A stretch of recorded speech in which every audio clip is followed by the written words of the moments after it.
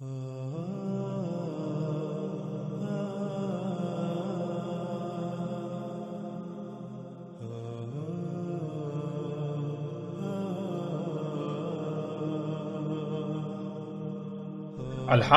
ہم مختلف پہلوں سے دجال پر کھل کر بات کر چکے۔ دجال کو کھول کر رکھ دیا، اب کسی کے لیے بھی اس حقیقت کا انکار ممکن نہیں رہا، خواہ وہ کچھ بھی کر لے۔ یہ حقیقت نہیں بدل سکتی کہ دجال انسان کے اپنے ہی ہاتھوں سے خلق کی ہوئی طرح طرح کی غیر معمولی ایجادات ہیں جنہیں وہ اپنے لیے مسیحا سمجھتا ہے، یعنی ان ایجادات کو اپنے لیے فائدہ مند، سہولتیں، آسائشیں اور آسانیاں وغیرہ سمجھتا ہے، انہیں ترقی سمجھتا ہے، لیکن حقیقت یہ نہیں ہے، بلکہ حقیقت اس کے بالکل برعکس ہے، جسے گزشتہ اقساط میں مختلف پہلوں سے واضح کر دیا گیا کہ یہ مسیحا نہیں بلکہ دجل ہے، یہ دجل عظیم ہے، یہ فساد عظیم ہے، جس کی وجہ سے آج دنیا پر طرح طرح کی تباہیاں مسلط ہو چکی ہیں، جن سے آج کوئی ایک بھی مخلوق محفوظ نہیں رہی اور محفوظ نہیں ہے، اور اسی کی وجہ سے یہی زمین ان قریب وہ جہنم بن جائے گی جس کا وعدہ انسانوں سے کیا گیا۔ ناظرین، اتنا کچھ کھلنے کے باوجود ہم مزید ایسے پہلو پر بھی بات کریں گے کہ جو لوگ اپنی جہالت کی بنا پر اب تک اپنی ضد پر قائم ہیں کہ یہ دجال نہیں، حالانکہ ان کے پاس ایک بھی دلیل نہیں ہے سوائے ضد، حسد، بغض اور دشمنی کے، لیکن ان لوگوں کی جہالت کو مد نظر رکھتے ہوئے، یا پھر وہ لوگ جو ابھی تک علماء نامی جہلاء امام الدجال طبقے کے دجل کا شکار ہیں، ان کے لیے اس جہالت یا اس طبقے کے دجل سے نکلنے میں آسانی ہو جائے، مزید ایسے پہلوں پر بات کریں گے۔ اس کے باوجود بھی اگر کوئی تسلیم نہیں کرتا تو ایسے لوگوں کے لیے اتمام حجت ہو جائے گی، کل روز محشر ان کے پاس کوئی بہانہ نہیں ہوگا۔ ناظرین، رسول اللہ صلی اللہ علیہ وآلہ وسلم نے کہا تھا کہ دجال اس وقت تک نہیں نکلے گا جب تک کہ قسطنطینیہ فتح نہیں ہو جاتا، جیسا کہ آپ سکرین پر روایت کو دیکھ سکتے ہیں۔ رسول اللہ صلی اللہ علیہ وآلہ وسلم نے کہا، نہیں نکلے گا دجال یہاں تک کہ فتح ہو جائے قسطنطینیہ۔ ناظرین، اس روایت کے علاوہ بھی کئی کتب روایات جنہیں کتب احادیث کہا جاتا ہے، ان میں ایسی روایات موجود ہیں جن میں رسول اللہ صلی اللہ علیہ وآلہ وسلم کے یہی الفاظ موجود ہیں۔ پھر اس کے علاوہ بھی رسول اللہ صلی اللہ علیہ وآلہ وسلم نے کہا تھا کہ تم ہند پر چڑھائی کرو گے، اسے فتح کرو گے، اور ہند اس وقت تک تمہارے قبضے میں رہے گا جب تک کہ دجال نہیں نکل آتا، یعنی جب دجال نکل آئے گا تو اس کے بعد ہند تمہارے قبضے سے نکل جائے گا۔ جیسے ہی ہم آگے بڑھیں گے تو اس روایت پر باقاعدہ تفصیل سے بات ہوگی۔ ناظرین، ہم ان دونوں موضوعات پر بات کریں گے تاکہ حق مزید کھل کر واضح ہو جائے۔ اب سوالات یہ پیدا ہوتے ہیں کہ قسطنطینیہ کیا ہے، اور کیا قسطنطینیہ فتح ہو چکا یا پھر قسطنطینیہ نے فتح ہونا ہے؟ اگر تو قسطنطینیہ فتح ہو چکا تو پھر بلا شک و شبہ دجال کا خروج ممکن ہو چکا، اور اگر قسطنطینیہ فتح نہیں ہوا تو پھر دجال کے خروج کا تو سوال ہی پیدا نہیں ہوتا۔ پھر ناظرین، ہند کیا ہے؟ کیا ہند موجودہ بھارت یعنی انڈیا کو کہتے ہیں؟ کیا غزوہ ہند ہو چکا یا پھر مستقبل میں ہونا ہے؟ اگر غزوہ ہند ہو چکا تو کیا ہند فتح کے بعد قبضے میں رہا اور کب تک رہا؟ اور پھر کیا ہند قبضے سے نکل چکا؟ ان تمام سوالات سمیت باقی جتنے بھی ان موضوعات سے متعلق سوالات ہیں،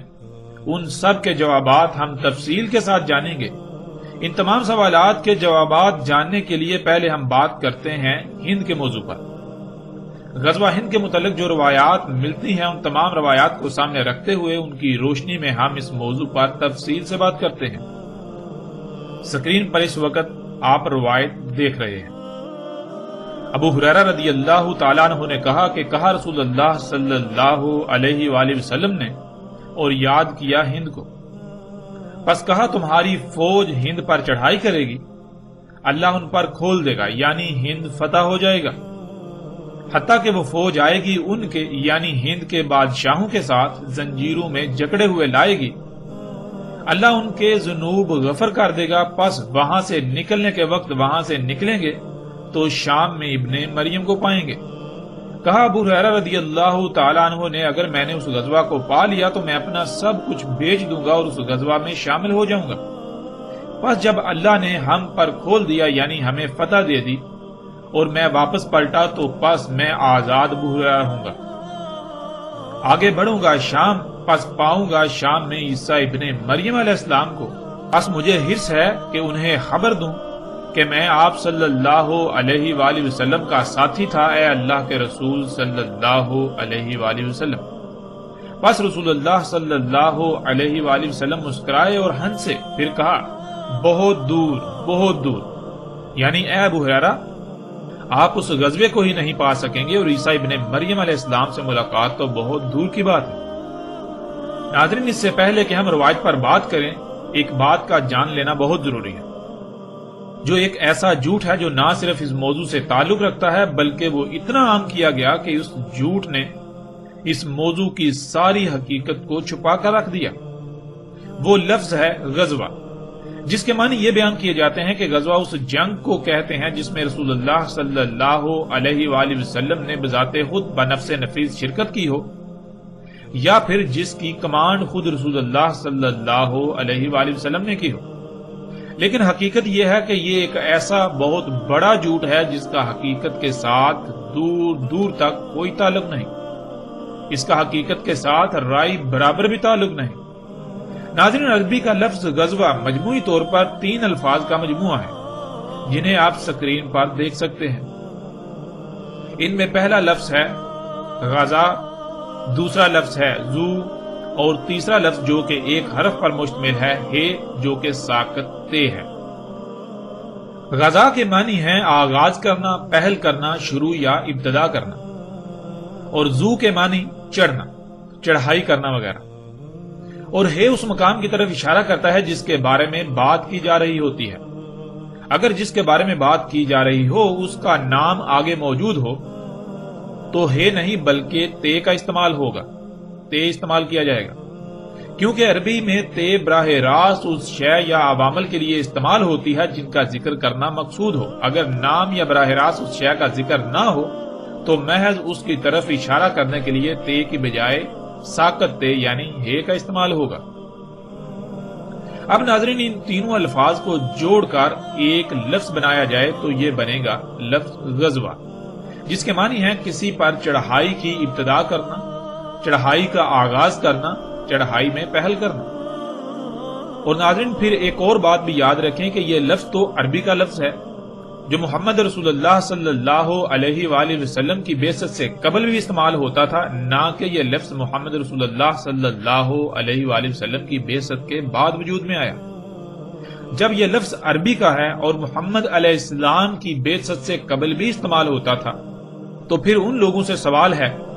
جو یہ کہتے ہیں اور اسے اپنا عقیدہ بنا چکے ہیں کہ غزوہ اسے کہتے ہیں جس میں رسول اللہ صلی اللہ علیہ وآلہ وسلم نے خود شرکت کی ہو، یا جس جنگ کی کمانڈ خود رسول اللہ صلی اللہ علیہ وآلہ وسلم نے کی ہو۔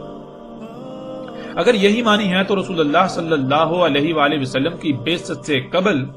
جب یہ لفظ استعمال ہوتا تھا تو وہاں اس کے معنی کیا لیے جائیں گے؟ تب تو رسول اللہ صلی اللہ علیہ وآلہ وسلم کی نہ بعثت ہوئی تھی اور نہ ہی ان کی پیدائش۔ ان کی پیدائش سے صدیاں قبل بھی یہ لفظ نہ صرف اپنا وجود رکھتا تھا بلکہ استعمال ہوتا رہا۔ ناظرین، آگے بڑھنے سے پہلے لفظ غزوہ کے معنی کو ذہن میں رکھنا بہت ضروری ہے۔ اگر اس سے اعراض کیا جائے گا، اس سے منہ موڑا جائے گا تو آپ حق کو سمجھنے کے بجائے الٹا اپنے پہلے سے اخذ کیے ہوئے نظریات سے باہر نہیں نکل سکیں گے اور حق کی پہچان بالکل ناممکن ہو جائے گی۔ اب آتے ہیں اس روایت کی طرف۔ ناظرین، اس روایت کی بنیاد پر آج آپ کو یہ بات اکثر سننے کو ملے گی جو کہ آج ایک عقیدے و نظریے کی حیثیت اختیار کر چکی ہے کہ جو گروہ یا فوج غزوہ ہند کرے گی یعنی ہند پر چڑھائی کرے گی، وہی گروہ لوگ یا فوج یہاں سے فتوحات کرتے ہوئے شام جائیں گے، اور جب شام پہنچیں گے، وہ گروہ شام پہنچے گا تو وہاں عیسیٰ ابن مریم علیہ السلام کو پائیں گے۔ عیسیٰ ابن مریم علیہ السلام چونکہ آخر الزمان میں قرب قیام الساعت آئیں گے اس لیے غزوہ ہند بھی ابھی مستقبل میں ہونا ہے۔ ناظرین، یہ ایک بہت ہی خطرناک عقیدہ ہے جس کی نہ تو کوئی بنیاد ہے اور نہ ہی اس میں ایک رائے برابر بھی حقیقت ہے۔ اس کے باوجود غزوہ ہند کے نام پر آج تک نہ صرف دھوکہ دیا جاتا رہا بلکہ آج بھی دھوکہ دیا جا رہا ہے۔ بلا شک و شبہ اس روایت میں ایسا تاثر ملتا ہے کہ جو لوگ غزوہ ہند کریں گے وہی شام میں عیسیٰ ابن مریم علیہ السلام کو پائیں گے، یعنی یہ ایک ہی گروہ ہے، لیکن حقیقت کیا ہے؟ جیسے ہی ہم آگے بڑھیں گے تو حقیقت کھل کر سامنے آ جائے گی۔ وہ ایک نہیں بلکہ الگ الگ دو گروہ ہیں۔ اب ناظرین، سب سے پہلی بات یہ ہے کہ غزوہ ہند کرنے والے کون ہوں گے؟ کیا کوئی تنظیم ہوگی، کوئی جماعت یا گروہ ہوگا، کچھ لوگوں کا غزوہ ہند کے نام پر گروہ وغیرہ ہوگا، یا پھر کوئی فوج ہوگی؟ تو اس سوال کا جواب صراحت کے ساتھ اسی روایت میں موجود ہے کہ وہ ایک جیش ہوگی، جیسا کہ سکرین پر آپ ان الفاظ کو دیکھ سکتے ہیں۔ اور جیش عربی میں کہتے ہیں ریاستی فوج کو، یعنی ریاست کی فوج کو، مثلا جیسے ریاست پاکستان کی فوج، ریاست سعودی عرب کی فوج، ریاست ایران کی فوج، یا دنیا میں جتنے بھی ممالک یعنی ریاستوں کی افواج ہیں۔ ریاستی فوج کو عربی میں جیش کہتے ہیں۔ روایت میں رسول اللہ صلی اللہ علیہ وآلہ وسلم کے الفاظ صراحت کے ساتھ موجود ہیں کہ غزوہ ہند کرنے والے لوگ ریاست کی فوج ہوگی، ریاستی فوج۔ ناظرین، اس حقیقت سے ان تمام لوگوں کی حقیقت آشکار ہو جاتی ہے جو کسی بھی ریاست کی فوج نہیں بلکہ مختلف گروہ، تنظیمیں یا جماعتیں وغیرہ ہیں، کہ اگر وہ غزوہ ہند کو اپنی طرف منسوب کرتے ہیں یا وہ غزوہ ہند کے نام پر لوگوں کو اپنی طرف مائل کر رہے ہیں تو وہ نہ صرف اپنے دعوے، اپنی بات میں اعلیٰ درجے کے جھوٹے ہیں بلکہ وہ غزوہ ہند کے نام پر اپنے ذاتی مفاد یا عزائم کی تکمیل کے لیے معصوم ذہنوں سے کھلواڑ کرتے ہیں اور کر رہے ہیں، اور ان معصوم ذہنوں کو اپنے باطل عزائم کے لیے گمراہ کرتے ہوئے استعمال کرتے ہیں۔ اب ناظرین، سوال یہ پیدا ہوتا ہے کہ وہ کس ریاست کی فوج ہوگی؟ آج یہ بات آپ کو کثرت کے ساتھ سننے کو ملے گی کہ غزوہ ہند ریاست پاکستان کی فوج لڑے گی۔ تو ناظرین، اس میں کتنی حقیقت ہے؟ اسے بھی ہم محمد رسول اللہ صلی اللہ علیہ وآلہ وسلم کے اپنے ہی الفاظ سے جان لیتے ہیں کہ محمد علیہ السلام نے کس ریاست کی فوج کا ذکر کیا تھا۔ اس وقت سکرین پر آپ کو روایت نظر آ رہی ہے۔ رسول اللہ صلی اللہ علیہ وآلہ وسلم نے کہا، بیت المقدس میں بادشاہ ہوگا، بھیجے گا ایک فوج ہند کی طرف، پس وہ اسے فتح کر لیں گے، پس روندیں گے ہند کی زمین کو اور پائیں گے اس کے خزانے،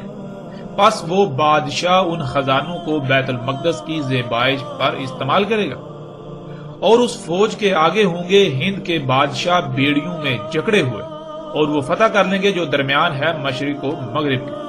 اور رہیں گے ہند میں دجال کے خروج تک، یعنی ہند کو فتح کرنے کے بعد دجال کے خروج تک ہند ان کے قبضے میں رہے گا، لیکن جب دجال نکل آئے گا تب ہند ان کے قبضے سے نکل جائے گا۔ ناظرین، اس روایت میں رسول اللہ صلی اللہ علیہ وآلہ وسلم نے اس سوال کا جواب بھی بہت ہی صراحت کے ساتھ دے دیا جس کا انکار دنیا کی کوئی طاقت نہیں کر سکتی۔ رسول اللہ صلی اللہ علیہ وآلہ وسلم نے کہا کہ بیت المقدس میں بادشاہ ہوگا جو ہند کی طرف فوج بھیجے گا ہند پر چڑھائی کے لیے، اور بیت المقدس شام میں واقع ہے۔ ناظرین، شام میں کوئی بادشاہ ہوگا جو ہند کی طرف یعنی ہند پر چڑھائی کے لیے فوج بھیجے گا۔ اس سے کئی باتیں کھل کر سامنے آ جاتی ہیں۔ ان میں ایک یہ کہ ناظرین، اگر ریاست پاکستان کی فوج غزوہ ہند کرے گی تو کیا پاکستان شام میں واقع ہے؟ کیا بیت المقدس شام کی بجائے پاکستان میں ہے؟ پھر کیا پاکستان میں بادشاہت قائم ہے؟ کیونکہ جس ریاست کی فوج نے غزوہ ہند کرنا تھا اس ریاست کے بارے میں تو روایت میں صراحت کے ساتھ رسول اللہ صلی اللہ علیہ وآلہ وسلم کے الفاظ موجود ہیں کہ اس ریاست میں بادشاہت قائم ہوگی۔ اور پھر ایسا نہیں کہ رسول اللہ صلی اللہ علیہ وآلہ وسلم کسی ایک خاص گروہ کو مخاطب کر کے بات کر رہے ہیں، بلکہ وہ اپنے اصحاب کے سامنے اپنی امت کو مخاطب کرتے ہوئے بات کر رہے ہیں کہ امت مسلمہ کی ریاست اس وقت بادشاہت میں بدل چکی ہوگی اور ریاست اسلام کا بادشاہ ہند پر چڑھائی کے لیے فوج بھیجے گا۔ یعنی ایسا بالکل نہیں ہے کہ اسلام کے نام پر کئی ریاستیں وجود میں آ چکی ہوں گی، یعنی کئی ممالک وجود میں آ چکے ہوں گے جن میں جمہوریت نامی نظام قائم ہوگا یا کچھ میں بادشاہت وغیرہ قائم ہوگی اور ان میں سے کسی ریاست کا سربراہ ہند پر چڑھائی کے لیے فوج بھیجے گا، ایسا قطعاً نہیں کہا۔ بلکہ رسول اللہ صلی اللہ علیہ وآلہ وسلم نے اپنے امتیوں کے سامنے پوری امت کو مخاطب کرتے ہوئے کہا تھا کہ بیت المقدس میں بادشاہ ہوگا، یعنی تمہاری ریاست جو اس وقت نبوی ہے، ایک وقت آئے گا جب یہ نبوی طرز کی بجائے بادشاہت میں بدل جائے گی، اور اس وقت اس کا دارالخلافہ شام ہوگا، اور بیت المقدس شام میں ریاست اسلامیہ کا بادشاہ فوج کو ہند پر چڑھائی کے لیے بھیجے گا۔ ناظرین، اب حقیقت آپ کے سامنے ہے۔ پھر یہاں ایک اور سوال ان لوگوں سے بھی ہے جو یہ عقیدہ و نظریہ رکھتے ہیں کہ ہند کو فتح کرنے والا گروہ فتوحات کرتے ہوئے شام پہنچے گا تو وہاں عیسیٰ ابن مریم علیہ السلام کو پائے گا۔ اگر ایسا ہے تو پھر وہ گروہ شام کو کس سے فتح کرے گا؟ کیا اسی بادشاہ سے؟ روایت میں تو صراحت کے ساتھ یہ مذکور ہے، رسول اللہ صلی اللہ علیہ وآلہ وسلم کے یہ الفاظ موجود ہیں کہ شام سے فوج آئے گی ہند پر چڑھائی کرنے کے لیے، یعنی شام پہلے ہی قبضے میں ہوگا، نہ صرف قبضے میں ہوگا بلکہ وہ ریاست کا دارالخلافہ ہوگا، وہ اسلامی ریاست کا دارالخلافہ ہوگا۔ ایسا نہیں ہوگا کہ ہند سے شام کی طرف فوج جائے گی، اس لیے ایسے لوگوں کو بھی اپنی اصلاح کرنے کی ضرورت ہے جو ایسے عقائد و نظریات کے ساتھ جی رہے ہیں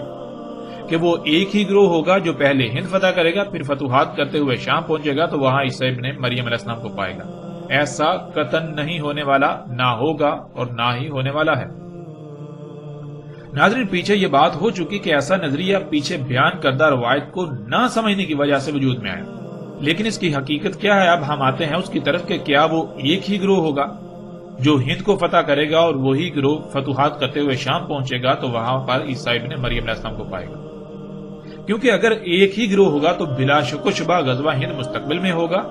کیونکہ جب ایک ہی گروہ ہوگا، اسی گروہ کی عیسیٰ ابن مریم علیہ السلام سے ملاقات ہوگی تو پھر ظاہر ہے عیسیٰ ابن مریم علیہ السلام تو مستقبل میں قرب قیام الساعۃ آنا ہے، اس لیے پھر غزوہ ہند بھی مستقبل میں ہی ہوگا۔ ناظرین، حقیقت یہ ہے کہ وہ ایک گروہ نہیں بلکہ دو الگ الگ گروہ ہوں گے،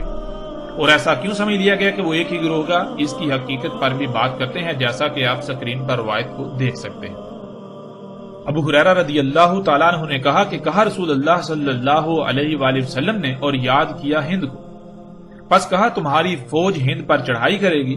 اللہ ان پر کھول دے گا، یعنی ہند فتح ہو جائے گا، حتیٰ کہ وہ فوج آئے گی ان کے یعنی ہند کے بادشاہوں کے ساتھ، زنجیروں میں جکڑے ہوئے لائے گی انہیں، اللہ ان کے ذنوب غفر کر دے گا،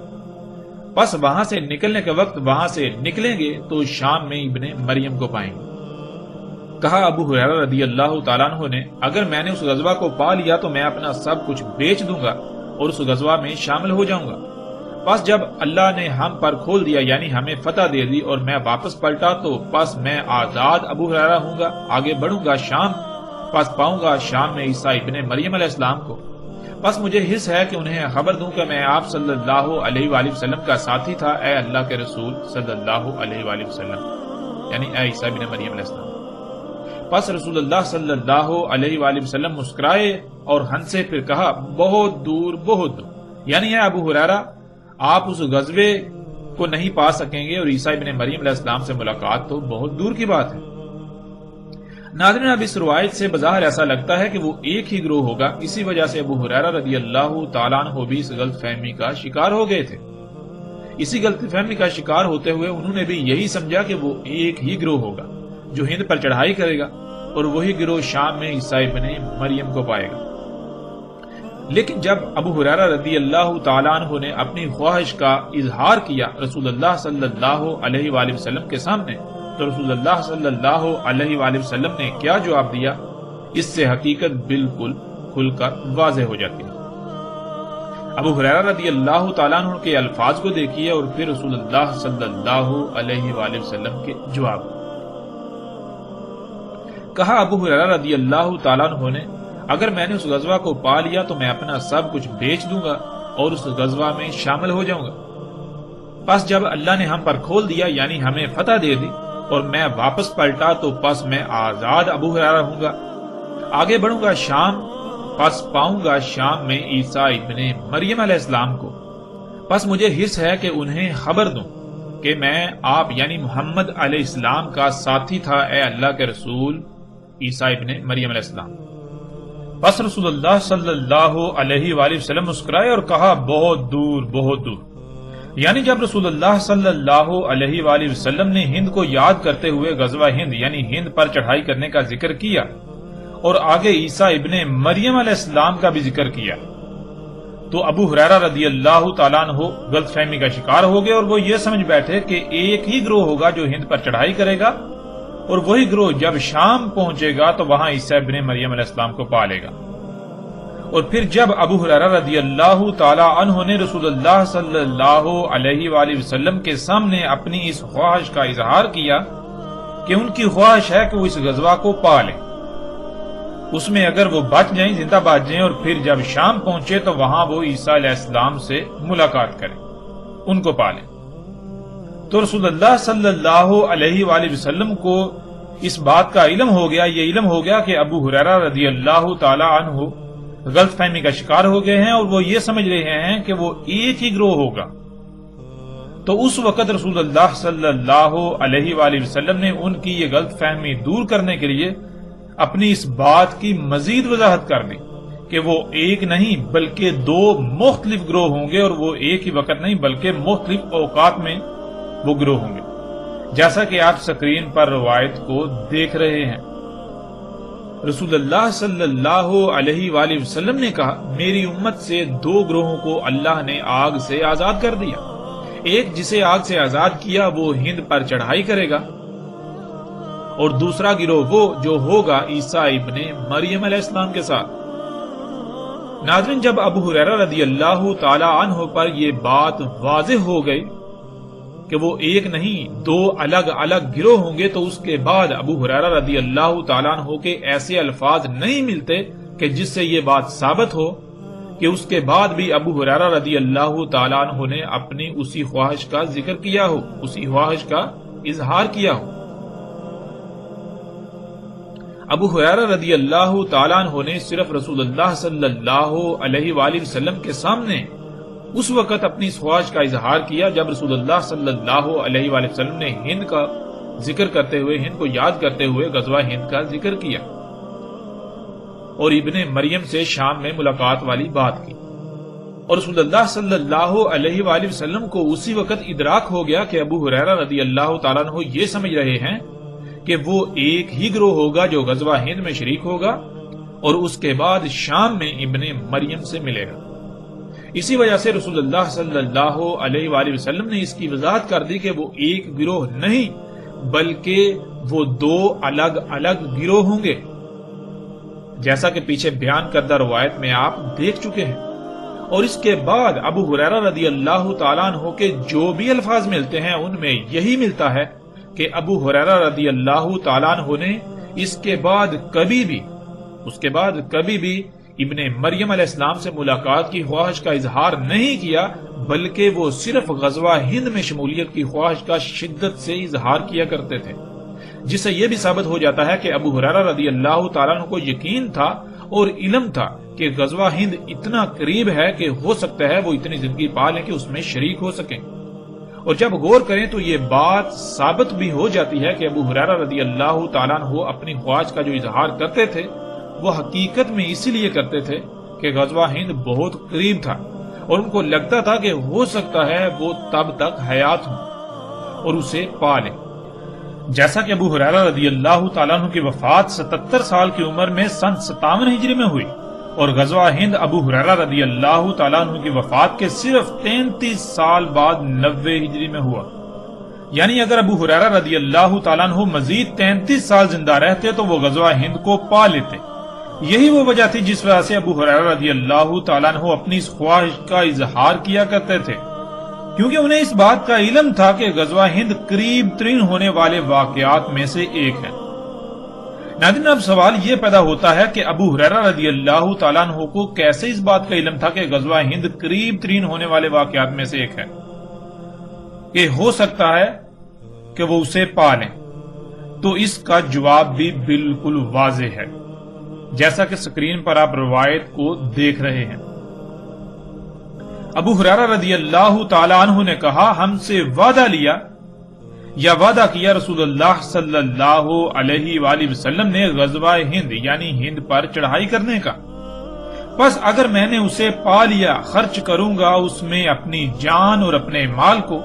بس اگر قتل ہو گیا تو ہوں گا افضل الشہداء سے، اور اگر واپس پلٹا میں ہوں گا آزاد کر دیا گیا ابو ہریرہ یعنی جہنم کی آگ سے آزاد کر دیا گیا۔ ناظرین، اس روایت میں بالکل صراحت کے ساتھ واضح ہے کہ ابو ہریرہ رضی اللہ تعالیٰ عنہ یہ کہہ رہے ہیں کہ رسول اللہ صلی اللہ علیہ وآلہ وسلم نے ان سے ہند پر چڑھائی کرنے کا وعدہ لیا۔ مطلب یہ کہ رسول اللہ صلی اللہ علیہ وآلہ وسلم اپنے اصحاب کو یہ بتا رہے ہیں کہ ہند پر چڑھائی تمہاری زندگیوں میں ہی ہوگی، تو اس وقت تک تم میں سے جو زندہ رہے تو وہ وعدہ کرے کہ ہند پر چڑھائی کرنے والوں میں شامل ہوگا، شمولیت اختیار کرے گا۔ پھر کئی روایات ایسی ہیں جن میں رسول اللہ صلی اللہ علیہ وآلہ وسلم کے واضح ترین الفاظ موجود ہیں کہ رسول اللہ صلی اللہ علیہ وآلہ وسلم نے کہا تھا کہ آج جو آنکھ کھلی ہے وہ 100 سال تک بند ہو جائے گی۔ یعنی بہت سی روایات میں یہ بات صراحت کے ساتھ ملتی ہے کہ رسول اللہ صلی اللہ علیہ وآلہ وسلم نے کہا تھا کہ میرے اصحاب 100 سال تک زندہ رہیں گے، 100 سال بعد میرے اصحاب میں سے کوئی زندہ نہیں رہے گا، جس سے یہ بات بالکل کھل کر واضح ہو جاتی ہے کہ غزوہ ہند رسول اللہ صلی اللہ علیہ وآلہ وسلم کے بعد 100 سال کے اندر اندر ہونا تھا، اور جب غزوہ ہند 100 سال کے اندر اندر ہونا تھا تو اس وقت رسول اللہ صلی اللہ علیہ وآلہ وسلم کے کئی اصحاب کا زندہ ہونا اور اس میں شرکت کرنا بھی لازم تھا۔ ناظرین، یہ وہ وجہ تھی جس وجہ سے ابو ہریرہ رضی اللہ تعالیٰ عنہ نے غلط فہمی دور ہونے کے بعد کبھی بھی عیسیٰ ابن مریم علیہ السلام سے ملاقات کی خواہش کا اظہار نہیں کیا، بلکہ الٹا اس کے برعکس غزوہ ہند میں شمولیت کا شدت سے اظہار کیا کرتے تھے، اس لیے کہ انہیں اس بات کا یقین تھا کہ غزوہ ہند 100 سال کے اندر اندر ہونا ہے، ہو سکتا ہے وہ اتنی عمر پا لیں، اگر اتنی عمر پا لیں تو وہ اس میں ہر صورت شامل ہوں گے اور اپنا مال اپنی جان سب کچھ وہ اس میں خرچ کر دیں گے۔ ناظرین، اب اگر دیکھا جائے تو رسول اللہ صلی اللہ علیہ وآلہ وسلم نے ایک نہیں کئی مواقع پر یہ بات کہی کہ میرے اصحاب 100 سال تک زندہ رہیں گے، تو کیا ابو ہریرہ رضی اللہ تعالیٰ عنہ کو اس بات کا علم نہیں تھا کہ وہ پیچھے جو عمر پا چکے اس کے علاوہ وہ اگر زندہ رہتے ہیں تو زیادہ سے زیادہ 100 سال؟ جب انہیں اس بات کا علم تھا اور پھر غزوہ ہند اگر آخر الزمان میں جا کر ہونا تھا، قرب قیام الساعۃ کے قریب ہونا تھا، تو پھر وہ کیسے اپنی اس خواہش کا اظہار کر سکتے ہیں؟ جبکہ انہیں اس بات کا علم ہے کہ وہ زیادہ سے زیادہ 100 سال زندہ رہ سکتے ہیں، لیکن غزوہ ہند 100 سال بعد یعنی کہ صدیوں بعد جا کے ہوگا۔ جب انہیں اس بات کا علم تھا تو پھر اس کے باوجود وہ کیوں شدت سے اپنی اس خواہش کا اظہار کیا کرتے تھے؟ یہ بات بالکل واضح ہے، اس لیے کہ انہیں اس بات کا علم تھا کہ غزوہ ہند 100 سال کے اندر اندر ہونا ہے، نہ کہ اس کے بعد۔ اور رسول اللہ صلی اللہ علیہ وآلہ وسلم کی وفات کے بعد جب کبھی بھی ابو ہریرہ رضی اللہ تعالیٰ عنہ نے اپنی اس خواہش کا اظہار کیا تو اس میں کبھی بھی عیسیٰ ابن مریم علیہ السلام سے ملاقات کی خواہش کا اظہار نہیں کیا، بلکہ انہوں نے صرف اور صرف غزوہ ہند میں شمولیت کے خواہش کا اظہار کیا، جیسا کہ آپ ان روایات میں دیکھ سکتے ہیں۔ رسول اللہ صلی اللہ علیہ وآلہ وسلم نے کہا، میری امت سے 2 گروہوں کو اللہ نے آگ سے آزاد کر دیا، ایک جسے آگ سے آزاد کیا وہ ہند پر چڑھائی کرے گا، اور دوسرا گروہ وہ جو ہوگا عیسیٰ ابن مریم علیہ السلام کے ساتھ۔ ابو ہریرہ رضی اللہ تعالیٰ عنہ نے کہا، ہم سے وعدہ کیا یا ہم سے وعدہ لیا رسول اللہ صلی اللہ علیہ وآلہ وسلم نے غزوہ ہند کا یعنی ہند پر چڑھائی کا، پس اگر میں نے اسے پا لیا خرچ کر دوں گا اس میں اپنی جان اور اپنے مال کو، پس اگر قتل ہو گیا تو ہوں گا افضل الشہداء سے، اور اگر واپس پلٹا پس میں ہوں گا آزاد کر دیا گیا ابو ہریرہ یعنی جہنم کی آگ سے آزاد کر دیا گیا۔ ابو ہریرہ رضی اللہ تعالیٰ عنہ نے کہا، مجھے بتایا ایک واقعہ میرے دوست نے جس کی ہر بات سچی ہوتی ہے اللہ کے رسول صلی اللہ علیہ وآلہ وسلم نے۔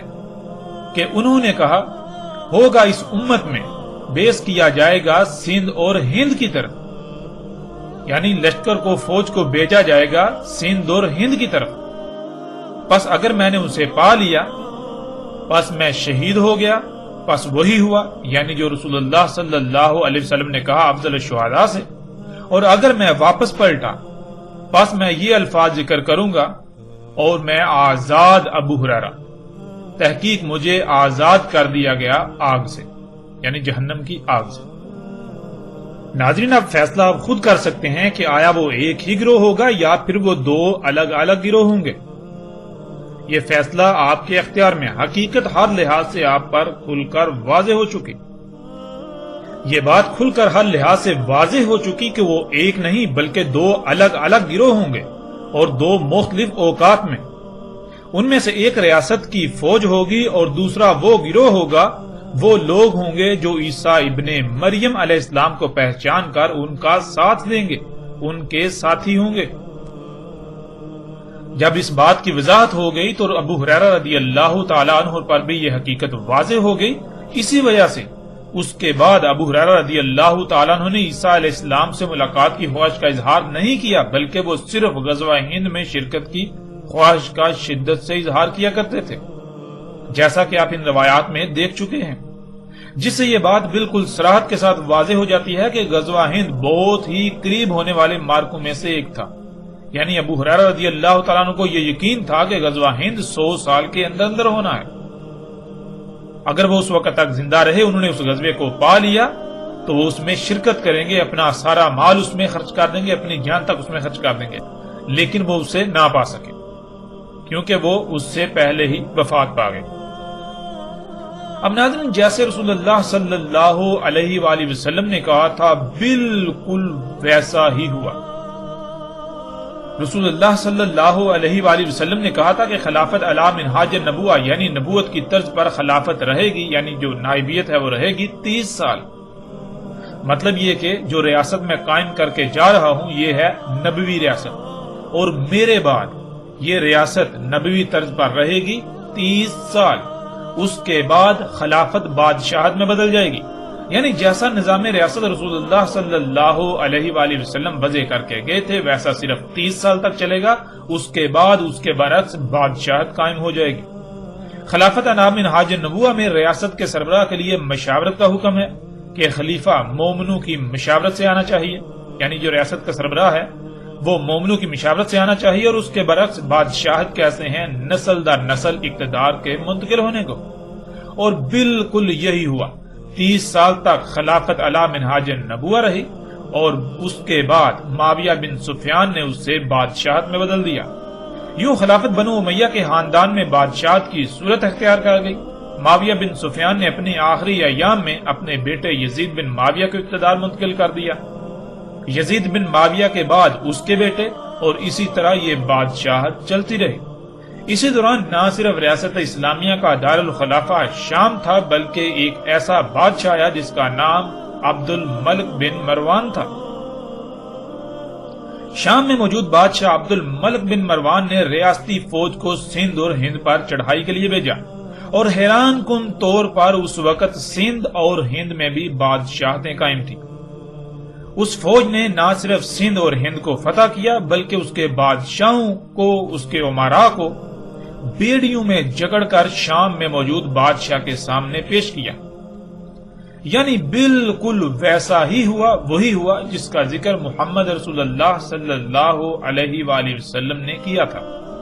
اور پھر کئی صدیاں تک ہند انہی کے قبضے میں رہا یہاں تک کہ دجال کا خروج نہیں ہو گیا۔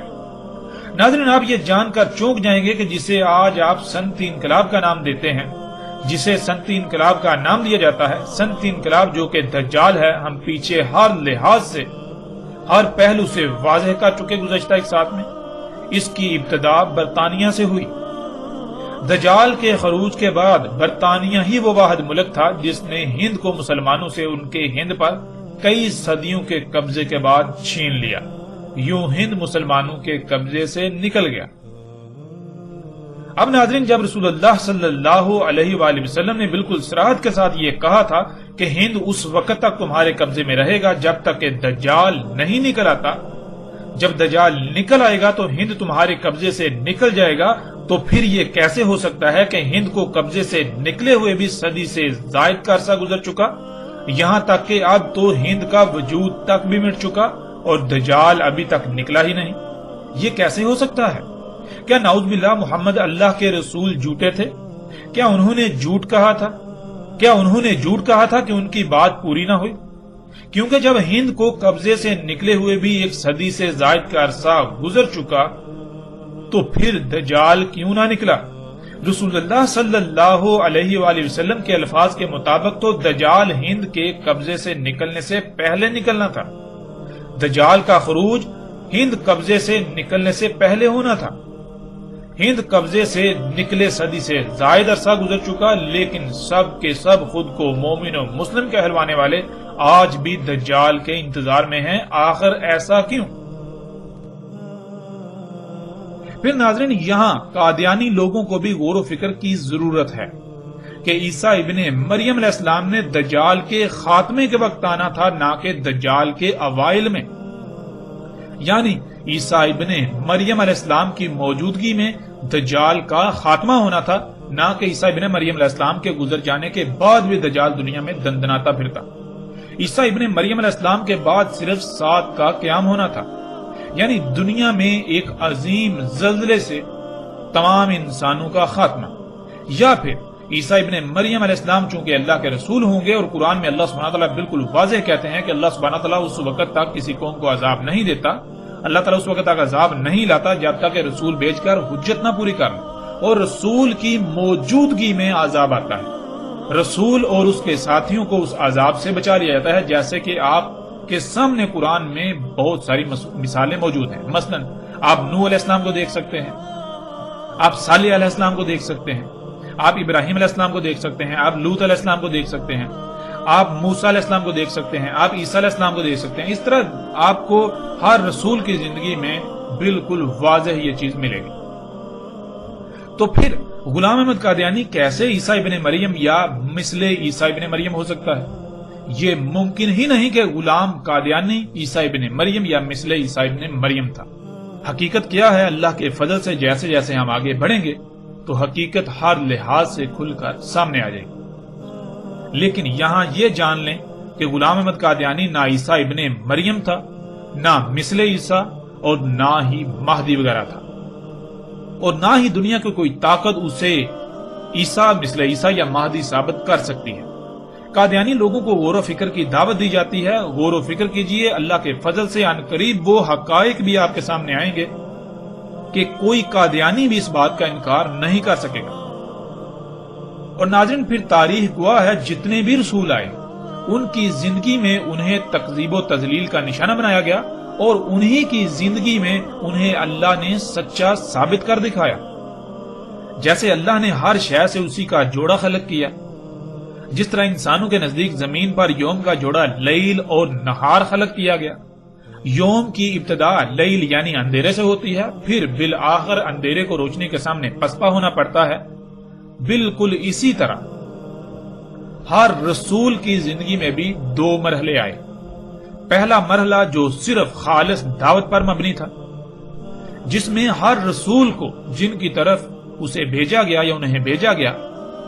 ان کی طرف سے تکذیب و تضلیل کا سامنا کرنا پڑا، لیکن دوسرے مرحلے میں دشمنوں کو بھی یا تو انہیں تسلیم کرنا پڑا، یا پھر اللہ نے اپنے عذاب کا فیصلہ سنا کر رسول اور اس کے ساتھیوں کو اس عذاب سے بچا کر رسول کی صداقت کی گواہی دے دی، اور پھر مجبوراً سب کو رسول کو تسلیم کرنا پڑا، اور پھر ہر رسول کے بعد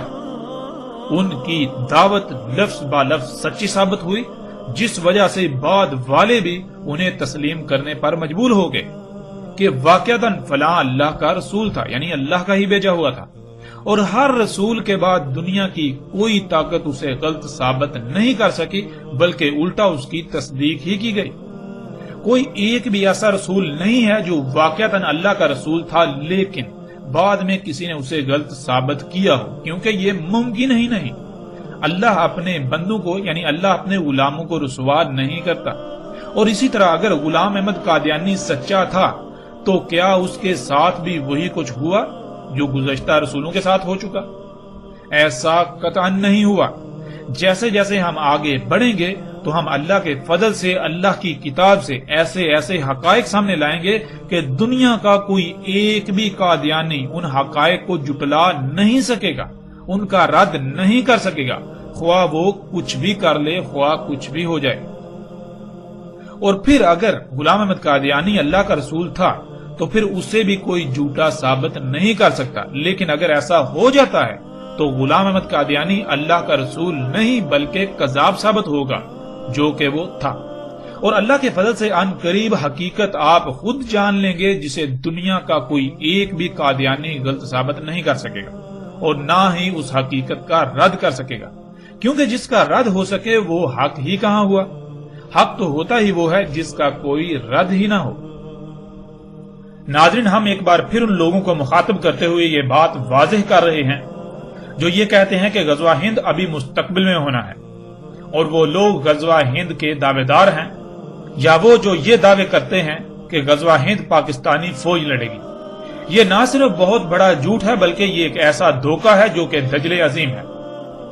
کیونکہ آپ اس روایت میں دیکھ سکتے ہیں جب ابو ہریرہ رضی اللہ تعالیٰ عنہ نے غزوہ ہند کا ذکر کیا تو کیا کہا؟ ابو ہریرہ رضی اللہ تعالیٰ عنہ نے کہا،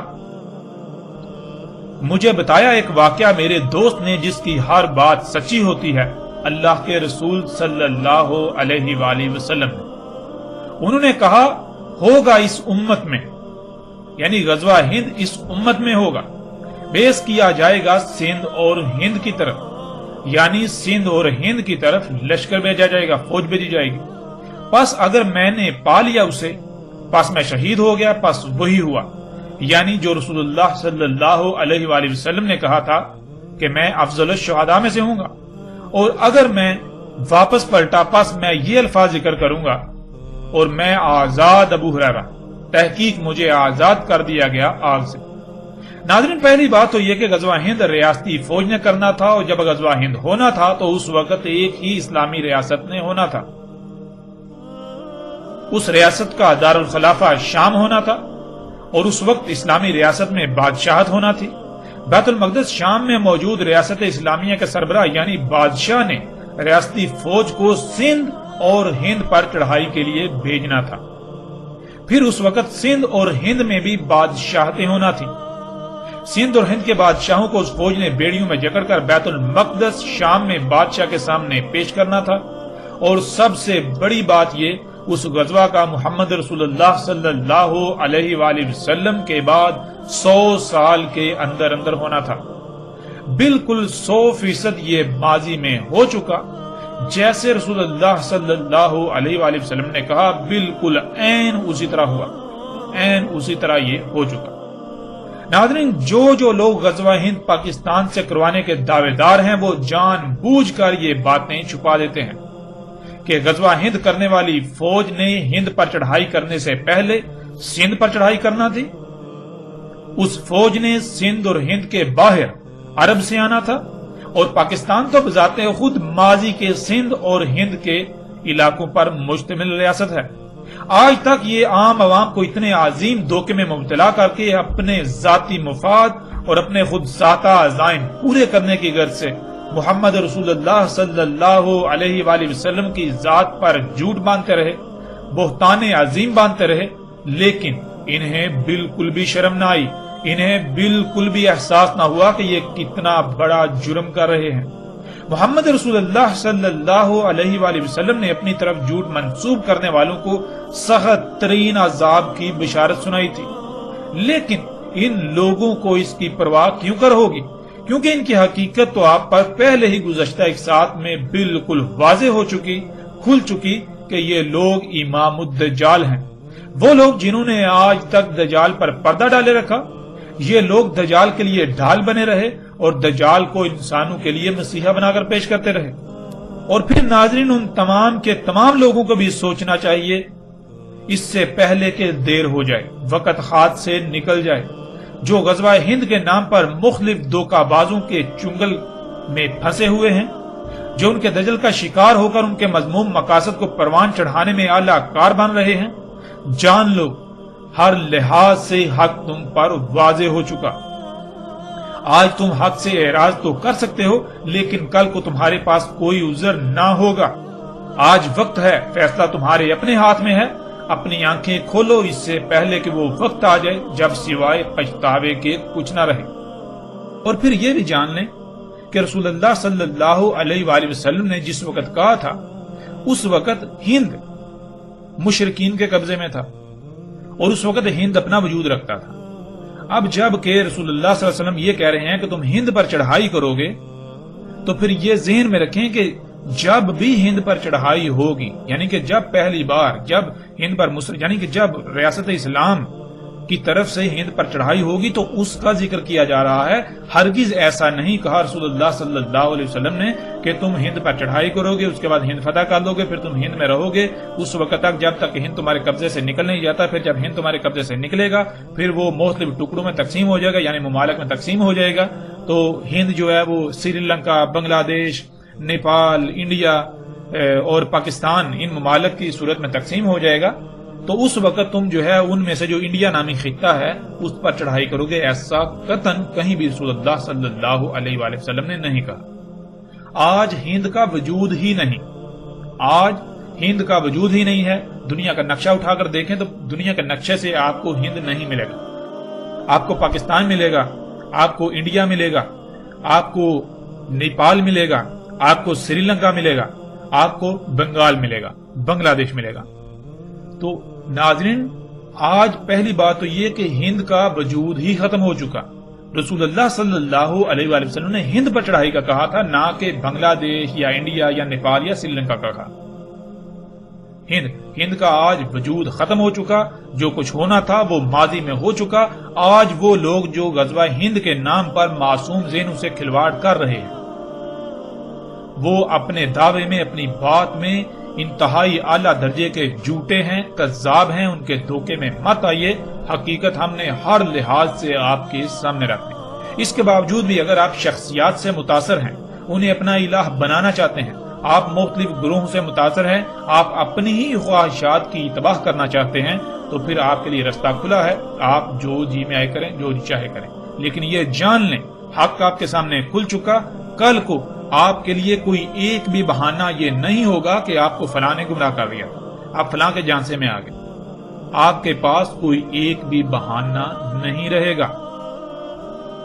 اب اس موضوع کے آخر میں ان تمام لوگوں سے سوال کیا جاتا ہے کہ جب رسول اللہ صلی اللہ علیہ وآلہ وسلم کے الفاظ کے عین مطابق سندھ اور ہند پر چڑھائی ہوئی، اسے فتح کیا گیا، وہ صدیوں تک مسلمانوں کے قبضے میں رہا، بالآخر وہ قبضے سے نکل گیا۔ جب قبضے سے نکلا تو ہند کا وجود ختم ہو گیا، پھر وہ ہند نہیں رہا۔ اور رسول اللہ صلی اللہ علیہ وآلہ وسلم نے کہا تھا کہ ہند تمہارے قبضے سے اس وقت تک نہیں نکلے گا جب تک کہ دجال نہیں نکلا تھا۔ دجال کے نکلنے کے بعد ہند تمہارے قبضے سے نکلے گا۔ تو غور کریں، ہند قبضے سے نکلے ہوئے ایک صدی سے زائد کا عرصہ گزر چکا، یہاں تک کہ ہند کا وجود ہی مٹ چکا۔ تو پھر دجال کہاں گیا؟ کیا رسول اللہ صلی اللہ علیہ وآلہ وسلم نے جھوٹ کہا تھا؟ قطعاً نہیں، قطعاً نہیں، قطعاً نہیں۔ رسول اللہ صلی اللہ علیہ وآلہ وسلم نے ایک ایک بات سچ کہی تھی، اور الحمدللہ اللہ کے فضل سے ہم نے اللہ کے رسول محمد علیہ السلام کی ایک ایک بات کی تصدیق کر دی اور ایک ایک بات کی تصدیق کر رہے ہیں۔ دجال کا خروج تو کب کا ہو چکا؟ اب تو دجال کے خاتمے کا وقت بھی سر پر آ چکا ہے، اور آپ عنقریب اپنی آنکھوں سے دجال کا خاتمہ ہوتا ہوا دیکھیں گے۔